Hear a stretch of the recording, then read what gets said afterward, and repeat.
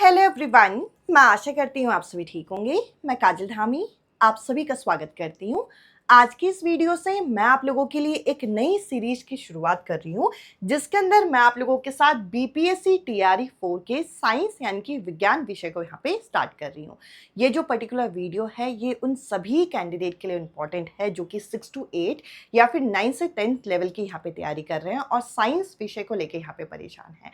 और जो भी कैंडिडेट हमसे पहले से जुड़े हैं उनको पता है कि मैंने आप लोगों के साथ एक ऑलरेडी सीरीज यहाँ पे शुरू की थी, बट वो काफ़ी डिसकंटिन्यू थी, यानी कि काफ़ी गैप में आप लोगों को वीडियो मिल रहे थे। तो उस चीज़ को ध्यान में रखते हुए मैंने आप लोगों के लिए एक फ्रेश सीरीज यहाँ पे शुरू की है, जिसको मैं रेगुलर बेसिस में आप लोगों के साथ वीडियो शेयर करूंगी। जैसे कि आपको पता है कि बीपीएससी टीआरई 4 सितंबर के महीने में होने वाला है, तो अगर आप अभी से भी अपनी तैयारी करते हैं तो आप लोगों को एक अच्छा खासा टाइम यहाँ पे मिल जाएगा। तो इस सीरीज को हम बिल्कुल दिल लगा के यहाँ पे शुरू करते हैं और इस सीरीज में आप लोग अंत तक यहाँ पे जुड़े रहिएगा। और ये वीडियो जो कैंडिडेट बाद में यहाँ पे देख रहे हैं, तो ये वीडियो के कमेंट सेक्शन में जब आप पिन फॉर्म में देखेंगे, यानी कि पहला कमेंट मेरा देखेंगे, इसमें बीपीएससी टीआरई 4 से संबंधित जो आपकी प्लेलिस्ट है वो यहाँ पे मैं अरेंज कर दूंगी। चाहे आप यहाँ पे साइंस की तैयारी कर रहे हो, यानी कि साइंस मैथ्स के बैकग्राउंड के कैंडिडेट ही मोस्टली इस वीडियो को देखेंगे, तो इनकी प्लेलिस्ट जो है आपको कमेंट सेक्शन में पिन फॉर्म में मिल जाएगी। साथ ही हमारा ऑफिशियल टेलीग्राम ग्रुप का लिंक मिलेगा, उसको आप ज्वाइन कर सकते हैं, जिससे आपको क्लासेस की डिटेल यहाँ पे मिल जाए। तो चलिए इस इंपॉर्टेंट वीडियो को यहाँ पे शुरू करते हैं और डे 1 से ही आप यहाँ पे जुड़िएगा। अगर आप इस वीडियो को बाद में भी देख रहे हैं तो इस वीडियो में आप कमेंट सेक्शन में कमेंट करके जरूर बताइएगा कि ये पर्टिकुलर सेशन आप लोगों को कैसा लगा। और वीडियो को स्टार्ट करने से पहले मैंने आप लोगों के लिए एक बीपीएससी टीआरई 4 के लिए खास करके साइंस मैथ्स का एक टेलीग्राम पेड ग्रुप यहाँ पे बनाया हुआ है, जिसके अंदर मैं आप लोगों के साथ यहाँ पर 6 to 8 और 9 to 10th लेवल की जो तैयारी कर रहे कैंडिडेट हैं, इनके लिए खास करके साइंस मैथ्स का कंटेंट मैं इस ग्रुप में यहाँ पे शेयर करती हूँ। ये कंटेंट आप लोगों का हैंड रिटन फॉर्म में इस तरीके से होगा, आप यहाँ पे देख सकते हैं। ये आपका प्लांट किंगडम का पूरा एरिया है। बाकी आप लोगों का एक पेज मैंने एसिड बेस का भी लगा दिया। अगर आप लोगों को कंप्लीट डेमो देखना है तो दिए गए नंबर पे आप मैसेज कर सकते हैं। 20 से 22 पेज का कंप्लीट डेमो आपको मिल जाएगा। इस ग्रुप के माध्यम से आप लोगों को कंटेंट में होने वाली परेशानी यहाँ पे नहीं होगी कि आप लोगों को अलग से एनसीईआरटी पढ़नी है, आप लोगों को यहाँ पे अलग अलग 6th 7th 8th 9th 10th अलग अलग एनसीईआरटी पढ़नी है। सभी क्लासेस के एनसीईआरटी से आप लोगों को क्लब करके नोट्स बनाने, आपको ये परेशानी नहीं होगी। इसके अंदर मैं आप लोगों के साथ मैथ्स और साइंस के कंप्लीट आपके चैप्टर वाइज नोट्स यहाँ पे शेयर करूंगी। प्लस आप लोगों की ये जो यूट्यूब क्लासेस की पीडीएफ है ये भी आपको मिलेंगी और प्रीवियस ईयर पेपर यहाँ पे मिलेंगे फॉर प्रैक्टिस। और इस ग्रुप का कॉस्ट मैंने मात्र 199 रखा हुआ है, ताकि देखिए आप लोगों को बाकी सब्जेक्ट भी पढ़ने हैं और मैं आपको मैथ साइंस ही प्रोवाइड कर रही हूँ। तो 200 के अंदर अंदर आप लोगों को एक सिंगल टाइम पेमेंट करके इस ग्रुप में आपको जुड़ जाना है और एग्जाम तक इन कंटेंट से आप लोगों को अपनी सेल्फ स्टडी को यहाँ पे इंप्रूव करना है। तो चलिए इस चैप्टर को यहाँ पे हम शुरू करते हैं। हम लोग शुरू करने वाले हैं केमिकल रिएक्शन एंड इक्वेशन, यानी कि जो आपकी रासायनिक प्रतिक्रिया है इसके बारे में हम डिटेल में समझेंगे। इस चैप्टर को भी मैं आप लोगों के साथ 2 अलग अलग भाग में यहाँ पे डिस्कस करूंगी। आज हम डे 1 यहाँ पे करेंगे, फिर हम डे 2 में आप लोगों के साथ इस चैप्टर को कंप्लीट कर दूंगी। तो चलिए सबसे पहले अगर मैं आप लोगों से पूछूं कि ये रासायनिक अभिक्रिया होती क्या है, यानी कि केमिकल रिएक्शन क्या होता है, तो आप कहेंगे कि ये एक ऐसी प्रक्रिया है। ये क्या है? ये एक ऐसी प्रक्रिया है जिसके माध्यम से आप क्या करते हैं, जिसके माध्यम से आप एक नया प्रोडक्ट क्या बनाते हैं, एक नया उत्पाद यहां पे बनाते हैं। तो एक ऐसा प्रोसेस जिससे आप क्या कर रहे हैं, जिससे कोई नया उत्पाद आप यहाँ पे बना रहे हैं, इस प्रोसेस को आप क्या कहेंगे? इस प्रोसेस को हम यहाँ पे रासायनिक प्रतिक्रिया या फिर केमिकल रिएक्शन कहेंगे। अब देखिए उत्पाद जब आपका बनता होगा तो इसमें कुछ कुछ चीजें भी यहाँ पे शामिल होती होंगी। तो एक एक करके अगर हम इन चीजों को यहाँ पे देखें तो जो आपकी केमिकल रिएक्शन होती है ना, उसमें जो आपके इस साइड लिखे होते हैं ये होते हैं आपके अभिकारक, यानी कि रिएक्टेंट, जो आपस में रिएक्ट करके एक सिंगल प्रोडक्ट बनाते हैं। अब आप लोगों से मैं एक सवाल पूछूंगी कि क्या केमिकल रिएक्शन सिर्फ और सिर्फ लैब में होते हैं? तो आप कहेंगे नहीं। जो आप घर में चाय बना रहे हैं, क्या बना रहे हैं आप? यहाँ पे फॉर्मेशन कर रहे हैं किस चीज का? यहाँ पे टी का, यानी कि जो आप यहाँ पे चाय बना रहे हैं वे भी तो आपका केमिकल रिएक्शन है। क्यों भाई? क्योंकि उसमें एक नया उत्पाद बन रहा है, कई सारे रिएक्टेंट, कई सारे आपके अभिकारक जो है आपस में रिएक्ट कर रहे हैं। आप चूल्हे में उसे गर्म कर रहे हो, यानी कि हीट आप सप्लाई कर रहे हो, तो ये क्या हो रहा है? ये आपका केमिकल रिएक्शन ही है।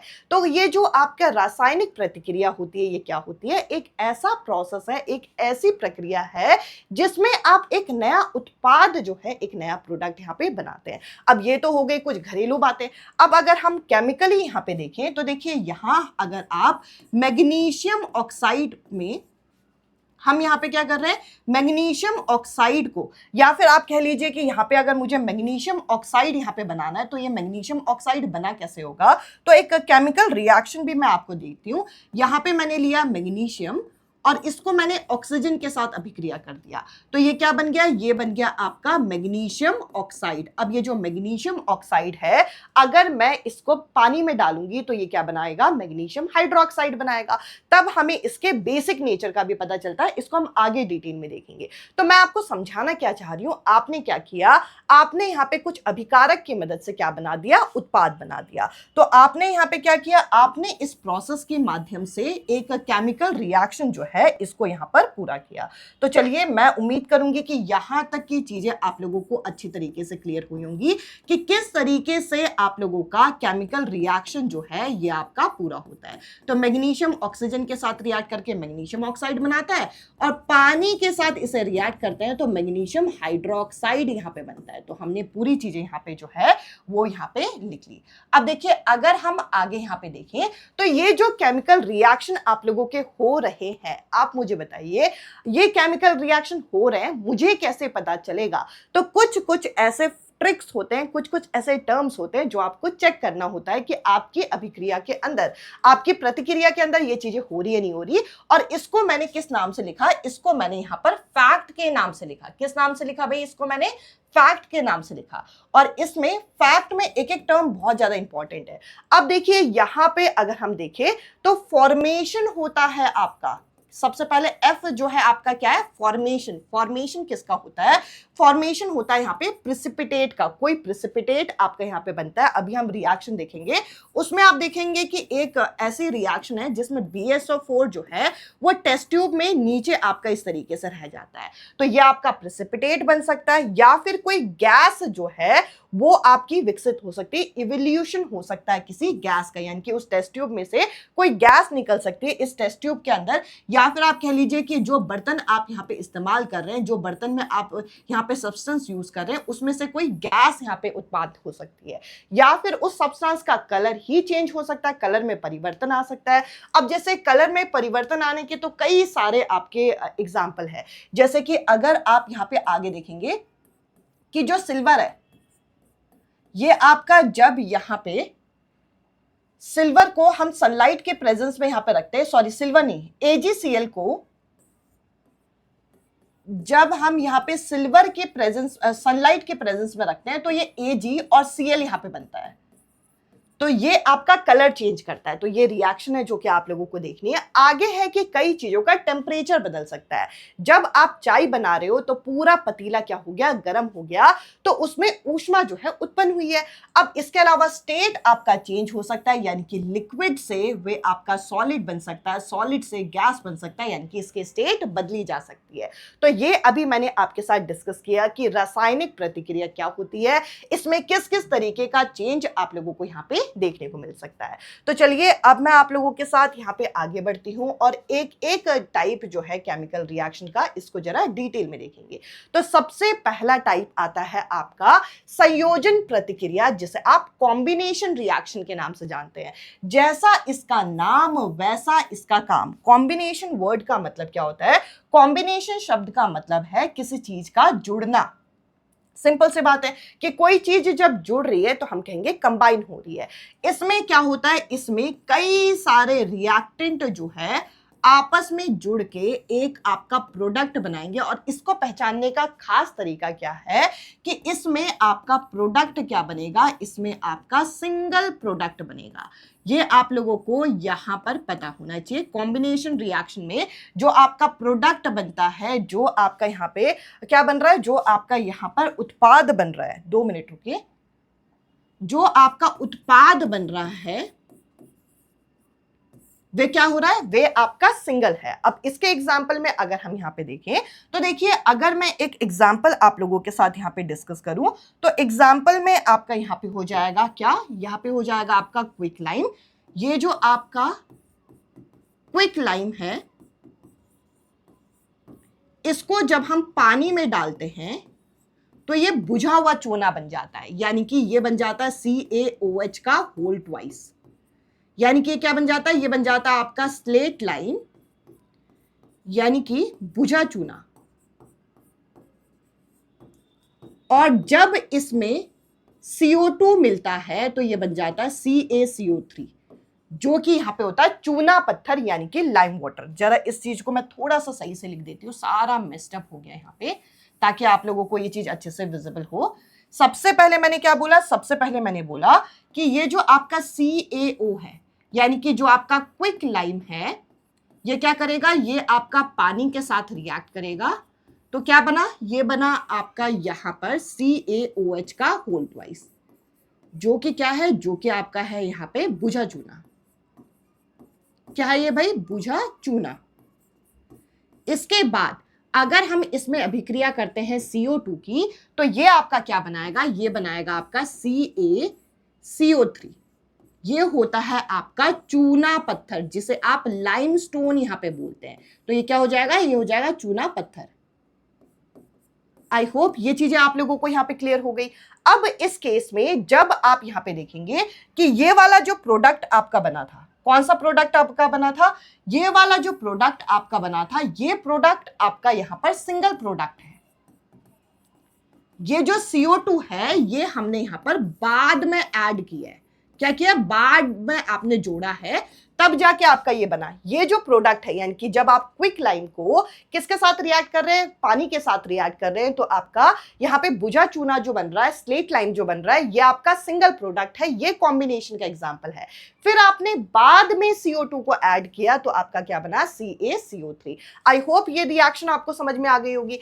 अब ये जो कॉम्बिनेशन है, इसके कुछ और उदाहरण हम यहाँ पे देखते हैं। जैसे कि अगर हम यहाँ पे बर्निंग ऑफ कोल की बात करें, जो कोयला है वो आपका जलता है, तो जैसे कि फॉर एग्जांपल अगर आप इसे जला रहे हो ऑक्सीजन के प्रेजेंस में, तो ये क्या बनाएगा, आपका CO2 बनाएगा। तो इसमें भी आपका क्या हो रहा है, इसमें भी आपका सिंगल प्रोडक्ट बन रहा है। इसके अलावा फॉर्मेशन ऑफ वाटर, यानी कि H2 और O2 आपस में मिलकर क्या बनाएंगे, ये बनाते हैं आपका H2O। इस इक्वेशन को बैलेंस भी कर दीजिए जरा। अगर हम बैलेंस करेंगे तो यहाँ पे आएगा 2 और इस जगह पे आ जाएगा 2। तो ये भी आपका क्या बना, ये भी आपका यहाँ पर सिंगल प्रोडक्ट बन रहा है। तो इस टाइप की रिएक्शन जिसमें आपका उत्पाद जो है आपका सिंगल बने, एकल उत्पाद आपका बने, तो यहाँ पे आपका क्या हो जाएगा, ये हो जाएगा संयोजन प्रतिक्रिया। आई होप यहां तक आपको चीजें क्लियर हो गई होंगी। अब इसके अलावा चलिए हम आगे बढ़ते हैं। अभी देखिए, आगे हम लोगों को यहाँ पे 2 टर्म दे रखे हैं, एक एक्सोथर्मिक और एक एंडोथर्मिक। अब एक्सोथर्मिक और एंडोथर्मिक होते क्या होंगे, एक्सो शब्द को आप किस तरीके से याद रखेंगे, एक्सो शब्द को आप एग्जिट से याद रखेंगे, और थर्मिक जो शब्द है ये किसके लिए यूज होता है, ये आपका हीट के लिए यूज होता है। यानी कि ये किसके लिए यूज होता है भाई, ये आपका ऊष्मा के लिए इस्तेमाल किया जाता है। तो ऐसे रिएक्शन जिसमें हीट आपके क्या हो, बाहर निकले, यानी कि एग्जिट हो, मतलब आप क्या कहेंगे, इसमें हमारी चीज बाहर जा रही है। तो ऊष्मा इस केस में क्या होगी, इस रिएक्शन में ऊष्मा जो है बाहर निकल रही होगी। जैसे कि अभी आपने जो रिएक्शन पढ़ी थी CaO, जब इसे पानी में डाला जाता है तो ये क्या बनाता है, ये बनाता है आपका CaOH का होल ट्वाइस। जो मैंने अभी पिछली रिएक्शन आपको कराई थी कि भाई यहाँ पे क्या हो रहा है, ये आपका एकल प्रोडक्ट बन रहा है जो कि है बुझा चूना। तो अगर आप यहाँ पे देखें तो ये जो आपका बुझा चूना यहाँ पे बन रहा था, ये जब बनता है तो इस केस में हीट भी रिलीज होती है। आपको कैसे पता चलता है भाई? आपको पता चलता है जिस टेस्ट ट्यूब में आपने इसको रखा है वे टेस्ट ट्यूब कैसे हो जाती है, वे टेस्ट ट्यूब आपकी गर्म हो जाती है। तो इससे हमें पता चलता है कि ये कैसे रिएक्शन है, ये आपका एक्सोथर्मिक रिएक्शन है। अब हम चलते हैं अपना दूसरा टाइप। अगर हम दूसरा टाइप यहां पे देखें तो यह एंडोथर्मिक। एंडो का मतलब होता है अंदर। क्या याद रखेंगे? एंडो का मतलब होता है अंदर। कोई चीज आपकी कैसे जा रही है? कोई चीज आपकी अंदर जा रही है, यानी कि ये आपका इन हो रही है। और जो थर्मिक है वे आपका यहां पे क्या मतलब है? इसका हीट, यानी कि इसके अंदर आप हीट जो है वो सप्लाई कर रहे हो। अब आप हीट क्यों सप्लाई करते होंगे? उस चीज को तोड़ने के लिए, उस चीज को ब्रेक डाउन करने के लिए। तो एंडोथर्मिक के एग्जांपल भी हम देखेंगे। अभी एक एग्जांपल है जो कि रेस्पिरेशन। अब पूछा जाता है कि रेस्पिरेशन जो है, श्वसन जो प्रक्रिया है, बताइए कि ये आपका एक्सोथर्मिक है या फिर एंडोथर्मिक है। तो आपको पता होना चाहिए जो आपका ग्लूकोज होता है ये जब आपके शरीर में ऑक्सीजन जो होता है इसके साथ जब रिएक्ट करता है तो एक तो बनाता है CO2, एक बनाता है यहाँ पे आपका वाटर। अब अगर हम इस रिएक्शन में देखें तो इस रिएक्शन में यहाँ पर आपकी हीट रिलीज होती है। अब ये हीट जो है, ऊष्मा जो है निकली है, तो इसे हम किस टाइप के रिएक्शन बोलेंगे? इसे हम एक्सोथर्मिक रिएक्शन बोलेंगे। आई होप ये आपको क्लियर हो गया होगा। अब कुछ एग्जांपल हम एंडोथर्मिक के भी आगे देखेंगे। मैं इतना उम्मीद करूंगी यहां तक चीजें आपको क्लियर हो गई होंगी। अब हम अगला टाइप देखेंगे जो कि है यहाँ पे अपघटन। अपघटन अभिक्रिया की अगर हम बात करें तो यानी कि ये आपका है डीकंपोजिशन रिएक्शन। डीकंपोजिशन शब्द का मतलब क्या है? डीकंपोजिशन शब्द का मतलब है ब्रेक डाउन। ब्रेक डाउन, किसी चीज को क्या कर देना? तोड़ देना। अब आप मुझे बताइए, किसी चीज को तोड़ने के लिए आपको कोई ना कोई एनर्जी तो देनी पड़ती होगी। अब मेरे सामने एक पत्थर है, मैं देखते रहूंगी वो पत्थर को, वो पत्थर टूट थोड़ी जाएगा। उस पत्थर को मुझे या तो हथौड़े से तोड़ना होगा या मुझे क्या करना होगा? गर्म कर देना होगा। कुछ तो करना ही पड़ेगा उस चीज को तोड़ने के लिए। तो यहाँ पे आप लोगों को पता होना चाहिए कि यहाँ पे आपका जो डीकंपोजिशन रिएक्शन है यानी कि अपघटन अभिक्रिया है, इसके अंदर हम क्या करते हैं? इसके अंदर आपका एकल क्या होता है? यहाँ पे एकल रिएक्टेंट होता है। जो रिएक्टेंट होगा वो आपका सिंगल होगा और इसके अंदर जो प्रोडक्ट होते हैं एक से ज्यादा बनते हैं। ये डिफरेंस है। इसमें क्या है? इसमें आपका यहां पर हम लोगों को देखने को मिला कि जो रिएक्टेंट है, जो आपके अभिकारक हैं, वे क्या है? वे आपका यहां पर सिंगल है। और ये इसमें पहचानने का सबसे इंपॉर्टेंट क्राइटेरिया होता है। अब ये जो डिकम्पोजिशन हम करते हैं ये कितने तरीके से कर सकते हैं? तो ये जो डिकम्पोजिशन है ये 3 तरीके से कर सकते हैं। आप किसी चीज को जला दो, किसी चीज में आप यहाँ पे लाइट पास कर दो। लाइट कौन सी? यहाँ पे सनलाइट की बात की जा रही है। इसके अलावा इलेक्ट्रिसिटी पास कर दो, यानी कि उसमें आप इलेक्ट्रोलिसिस कर दो। तो ये हो गए कुछ आपके यहाँ पे तरीके। अब अगर हम यहाँ पे देखें, एक एक करके हम इसको जरा यहाँ पे समझेंगे। तो देखिए, सबसे पहले हीट पास करने पे क्या क्या होगा? जब आप ऊष्मा दोगे तो क्या क्या चीजें यहाँ पे हो सकती है, इसको जरा हम देखते हैं। अगर मैं ऊष्मा देती हूं, यहाँ पे सबसे पहले लेड नाइट्रेट आपका यहाँ पे लिखा हुआ है। लेड नाइट्रेट को जब आप यहाँ पे तोड़ोगे तो यहाँ पे क्या बनेगा? लेड नाइट्रेट को जब हम तोड़ेंगे तो यहाँ पे बनेगा आपका लेड ऑक्साइड, साथ में NO2 और O2। तो ये आप लोगों को यहाँ पे पता होना चाहिए। और अगर हम इस इक्वेशन में देखें, आपको क्या याद रखना है? तो देखिए, सबसे पहले तो अगर हम इसे बैलेंस करें तो यहाँ पे आ जाएगा 2, यहाँ पे आ जाएगा 2 और यहाँ पे आ जाएगा 4। देख लीजिएगा, ये इक्वेशन बैलेंस है। और साथ ही ये जो NO2 है, इसकी खास बात क्या है? इसकी खास बात ये है कि इसके आपके ब्राउन कलर के फ्यूम्स बनते हैं, यानी कि टेस्ट ट्यूब में से ब्राउन कलर का धुआं जो है आपका निकलता है जब आपका लेड नाइट्रेट को गर्म किया जाता है। तो इस इक्वेशन को यहाँ पे अपघटन प्रतिक्रिया अभिक्रिया क्यों बोलते हैं? क्योंकि इसमें सिंगल रिएक्टेंट जो है टूट के आपके अलग अलग प्रोडक्ट यहाँ पे बना रहा है। अब इसके अलावा अगर हम यहाँ पे FeSO4 को तोड़ें, जो कि है फेरस सल्फेट, तो यहाँ पे आपका क्या बनाएगा? Fe2CO3 SO2 और SO3। अब इस रिएक्शन को सबसे आइडियल क्यों माना जाता है? क्योंकि ये जो बाकी चीजें होती है ये आपका गैस स्टेट में होती है। तो कुछ बेसिक चीजें आप लोगों को यहाँ पे ये पता होना चाहिए। तो यहाँ पे Fe2O3 जो है यहाँ पे आपका फॉर्म होता है। इसके अलावा अगर हम नेक्स्ट टाइप देखें, अभी तो हमने ये देखा कि हीट से, यानी कि जब आप ऊष्मा दोगे तो आपके क्या क्या प्रोडक्ट यहाँ पे बनेंगे वे हमने यहाँ पे देखा। अब हम देखेंगे प्रकाश से, यानी कि प्रकाश से आप किस तरीके से, सनलाइट से किस तरीके से आप किसी सब्सटेंस को तोड़ सकते हो। तो आपने यहाँ पे AgCl के बारे में यहाँ पे सुना होगा। AgCl को जब आप क्या करते हो, AgCl को 2 मिनट, हाँ ये जरा मैं यहाँ पे जूम कर देती हूँ आप लोगों के लिए ताकि जो लिखा हुआ कंटेंट है और अच्छे से यहाँ पे विजिबल हो। तो देखिए ये जो आप लोगों का AgCl होता है, ये अगर आपका जब ये सनलाइट के प्रेजेंस में आता है तो ये क्या बन जाता है, ये आपका Ag और Cl में यहाँ पे Cl2 में यहाँ पे ये ब्रेक डाउन हो जाता है। अब इसमें बहुत इंपॉर्टेंट है ये इक्वेशन, क्योंकि इसमें कलर चेंज होता है। ये जो AgCl होता है ये इनिशियली ये सफेद रंग का होता है, ये व्हाइट से आपका ग्रे कलर में बदल जाता है। अभी मैंने बताया था कि ये एक तरीका भी है, एक पैरामीटर भी है जिससे आप पता कर सकते हो कि यहाँ पे ये जो सब्सटेंस है कलर आपका चेंज कर रहा है। और यही आप अगर देखेंगे तो इक्वेशन बैलेंस करने के लिए 2 यहाँ पे लगा दीजिए, और AgBr जो है ये आपका Ag और Br2 में टूटता है, यानी कि यहाँ पर भी आपका 2 लगेगा। ये दोनों इक्वेशन क्यों इंपॉर्टेंट है? क्योंकि आप लोगों को पता होना चाहिए कि ये जो इक्वेशन है ये आपका पहले के टाइम में ये ब्लैक एंड व्हाइट फोटोग्राफी में यूज किया जाता था। कहां यूज होता था? ब्लैक एंड व्हाइट जो पहले फोटोग्राफी होती थी उसके अंदर इस इक्वेशन को यहां पर इस्तेमाल किया जाता था। तो ऐसे बेसिक छोटे छोटे पॉइंट जो है आपके एग्जामिनर यहां पर पूछ सकते हैं। अब इसके अलावा इलेक्ट्रिसिटी से आप किस तरीके से तोड़ सकते हैं, तो देखिए यहाँ पे एनोड में क्या होता है, एनोड में होता है आपका ऑक्सीजन, और यहाँ पे आपका कैथोड में होगा यहाँ पे हाइड्रोजन।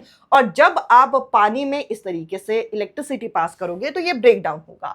तो किस तरीके से ब्रेक डाउन होगा, जरा इसकी इक्वेशन को लिखते हैं। तो यहाँ पे सबसे पहले H2O है, जब आप इसमें इलेक्ट्रिसिटी पास करते हो, तोड़ते हो, तो ये आपका H2 और O2 बनता है। इस इक्वेशन में एक चीज बहुत इंपॉर्टेंट आपको सीखने की है कि इस इक्वेशन को अगर मैं बैलेंस करूंगी तो यहाँ पे देखिए H2O यहाँ पे दे रखा है, तो यहाँ पे आपका बना H2 और O2, तो इस जगह पर आप लगाएंगे 2 ताकि ऑक्सीजन बैलेंस हो जाए, और इसकी वजह से यहाँ पे हाइड्रोजन भी लगाना पड़ेगा। अब आपको एक बहुत इंपॉर्टेंट चीज यहाँ पे पता होनी चाहिए, जब हम पानी को तोड़ते हैं तो हाइड्रोजन और ऑक्सीजन किस रेशियो में बनता है, 2:1 के रेशियो में यहाँ पे बनता है। अब आप कहेंगे कैसे पता चला? देखिए H2O में यहाँ पे O कितना था, 1 था, यहाँ पे O कितने हैं, 2 है, तो इसको बैलेंस करने के लिए मैंने यहाँ पे 2 लगाया। जब मैंने यहाँ पे 2 लगाया तो 2 और 2 मिलके कितने हो गए, 4 हो गए। तो भाई हाइड्रोजन तो गुस्सा हो गया कि भाई मेरे को क्यों 2 किया, भाई मुझे भी 4 करो, तो यहाँ पे भी 2 लगा दिया, क्योंकि 2 2 4 हो जाएगा। तो इस वजह से ये हो गया यहाँ पे 2 और ये हो गया 1। तो 2:1 में आपका इलेक्ट्रिसिटी पास करने पे आपका ये बनता है। और आपके एग्जाम में ये भी पूछ सकते हैं कि एनोड में क्या बनेगा और कैथोड में क्या बनेगा, आपके एग्जाम में ये भी आ सकता है। इसके अलावा अगर हम यहाँ पे आगे देखें तो अब हम अगले रिएक्शन करेंगे जो कि है विस्थापन। विस्थापन में क्या होता है भाई, ज्यादा रिएक्टिव एलिमेंट कम रिएक्टिव एलिमेंट को उसके कंपाउंड से हटा के खुद लग जाता है, यानी कि धक्का मुक्की चल रही है यहाँ पे बढ़िया तरीके से। तो इसको जरा बढ़िया तरीके से हम जरा समझते हैं। देखिए जब हम कंटेंट डिस्कस कर रहे हैं तो कंटेंट पे पूरा फोकस करिएगा, जब मैं क्वेश्चन डिस्कस करूंगी तो क्वेश्चन पे पूरा फोकस करिएगा, जिससे आप लोगों की जो टॉपिक है वो अच्छे से क्लियर हो। तो देखिए सबसे पहले आयरन की अगर मैं बात करूं तो आयरन कॉपर से ज्यादा रिएक्टिव होता है। तो आयरन क्या करेगा, इसके कंपाउंड से यानी कि इसके घर में घुस के इसको हटा के क्या करेगा, खुद लग जाएगा। तो यहाँ पे क्या करेगा, यहाँ पे FeSO4, और बेचारा कॉपर देखता रह जाएगा, मुंह ताकता रह जाएगा, और कॉपर बेचारा अलग यहाँ पे रह गया।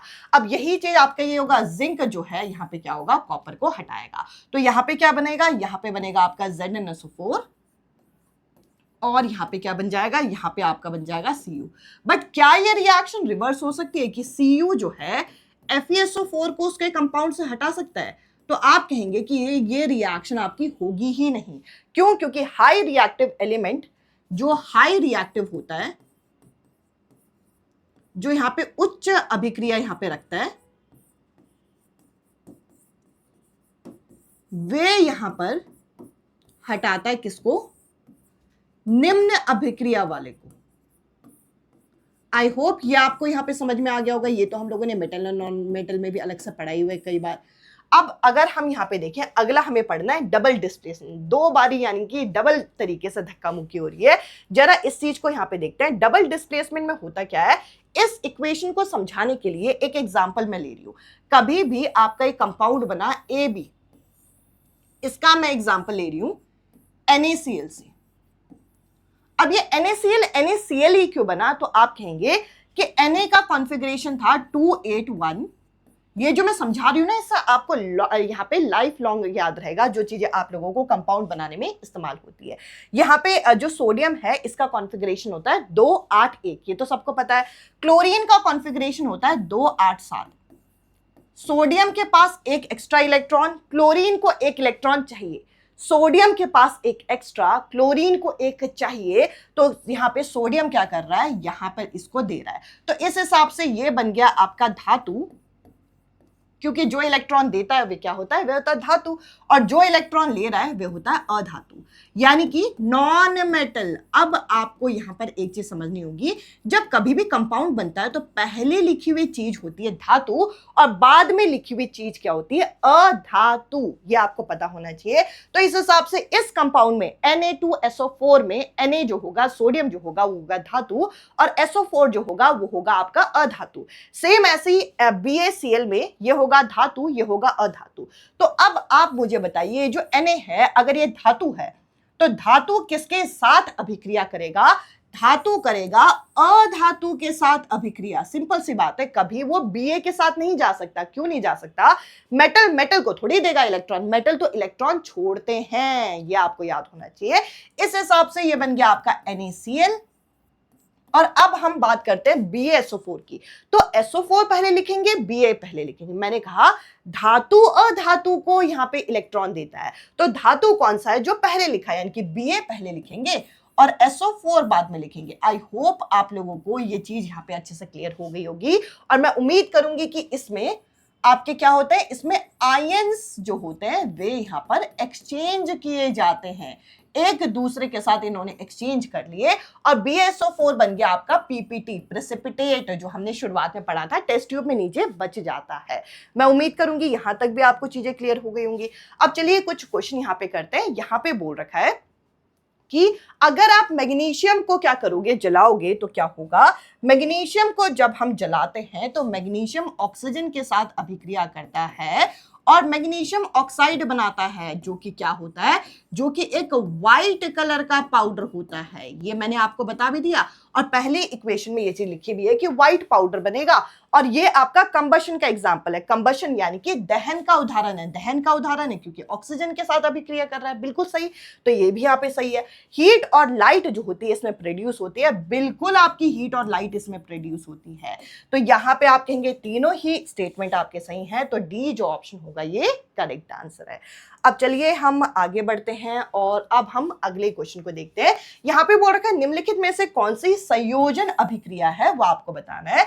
तो निम्नलिखित में से कौन सी, which of the following are combination reaction. Combination reaction क्या होती है, जिसमें कई सारी चीजें संयोजन हो जाता है जिनका, और एक प्रोडक्ट आपका बनता है, एकल प्रोडक्ट,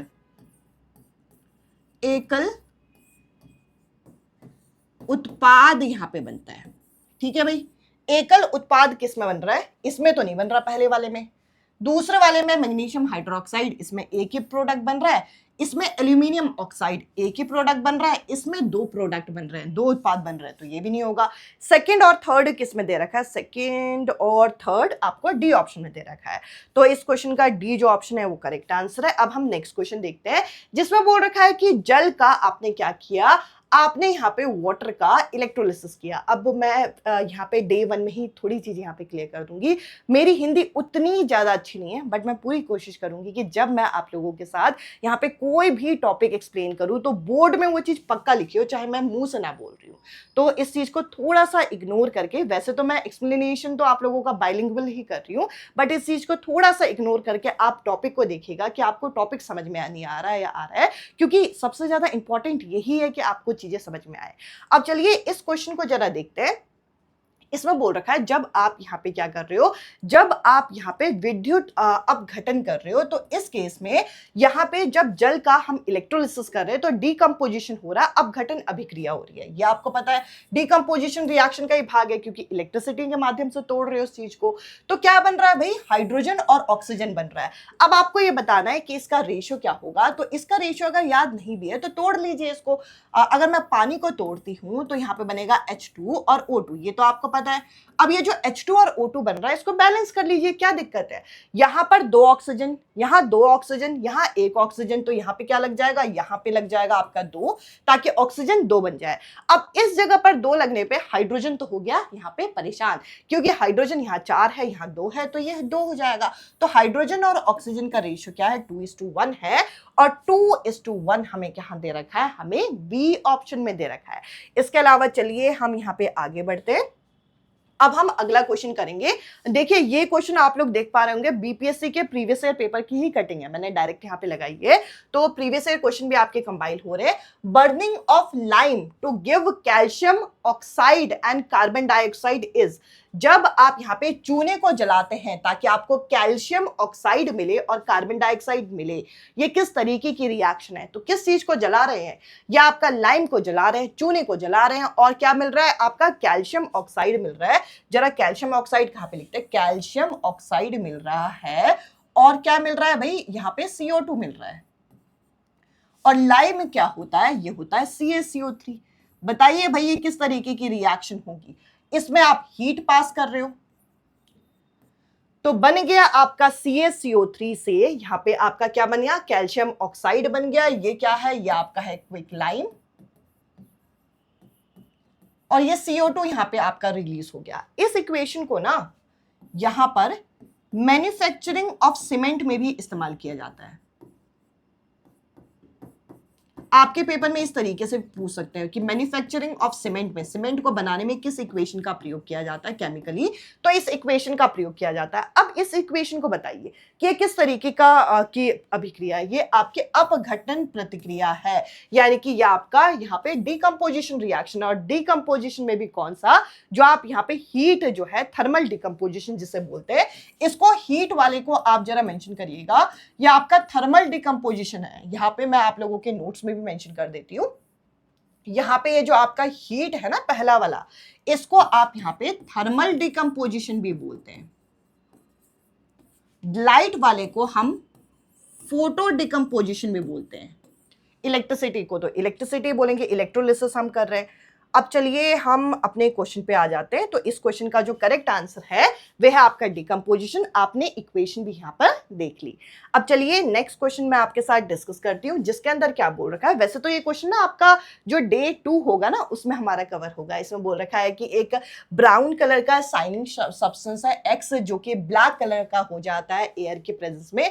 मैं आप लोगों के साथ करोजन किस तरीके से होता है, रिडॉक्स रिएक्शन क्या है, ऑक्सीडेशन क्या है, इसका पार्ट 2 लेके आऊंगी इस चैप्टर का। तब मैं आपके साथ ये डिटेल में डिस्कस करूंगी। बाकी क्वेश्चन आ गया तो एक बार देख लेते हैं।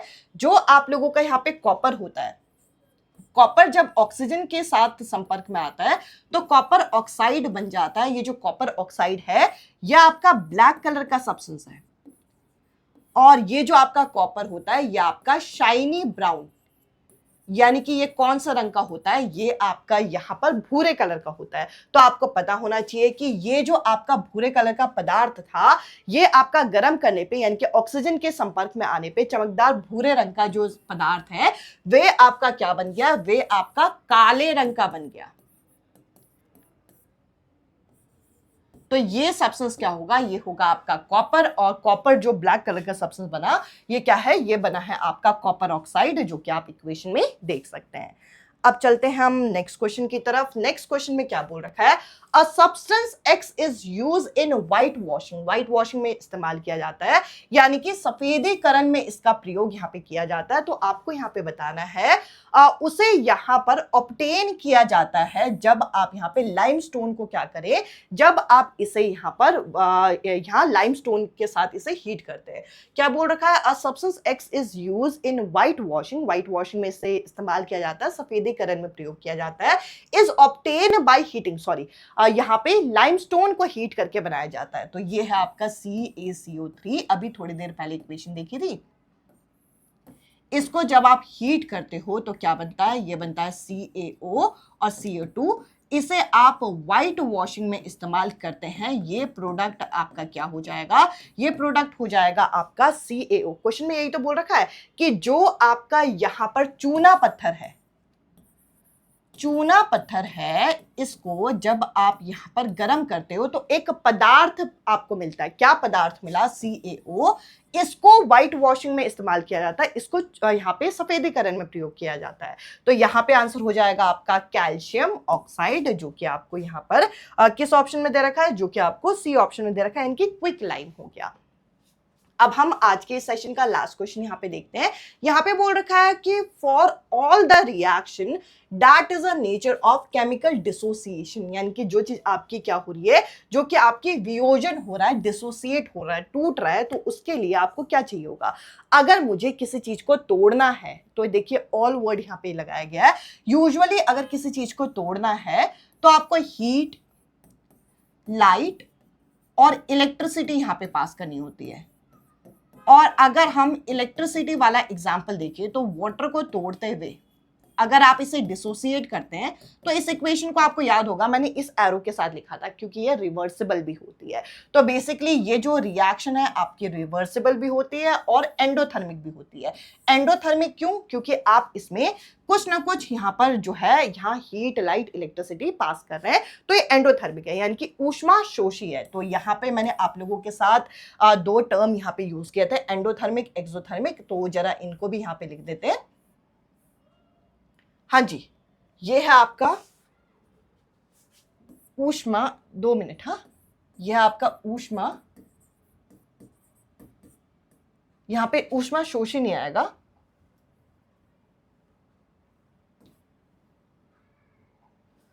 ऊष्मा छेपी, और ये हो जाएगा आपका ऊष्मा शोषी। आई होप अब मैंने आप लोगों के साथ सभी टर्म्स को इंग्लिश हिंदी में दोनों में ही लिख दिया है। तो चलिए इस क्वेश्चन को यहाँ पे हम कर रहे थे उसको देखते हैं। तो इस क्वेश्चन में दोनों ही ऑप्शन आप लोगों को यहाँ पे करेक्ट होना चाहिए। मैं उम्मीद करूंगी कि ये सेशन आप लोगों को यहाँ पे क्लियर हुआ होगा। तो ओवरऑल इस क्वेश्चन का डी है जो आयोग ने यहाँ पे लगाया हुआ है, और मैं उम्मीद करूंगी कि ये जो डे 1 है आप लोगों को यहाँ पे पसंद आया होगा। और अब हम जल्दी ही मिलेंगे अगले सेशन में। जो भी कैंडिडेट इस वीडियो को देख रहे हैं, मैथ साइंस बैकग्राउंड के हैं, कंटेंट को लेके परेशान है, इस ग्रुप के साथ जरूर जुड़िए, आप लोगों को काफी मदद मिलेगी। मैंने प्राइस बहुत कम इसी वजह से रखा है ताकि अगर आप लोगों को यहाँ पे अमाउंट की दिक्कत है तो वो दिक्कत भी आपको यहाँ पे ना हो। तो चलिए इस सेशन को यहाँ पे वाइंड अप करते हैं। अब मैं आपसे मिलूंगी अगले सेशन में अगले टॉपिक के साथ। Bye bye, take care.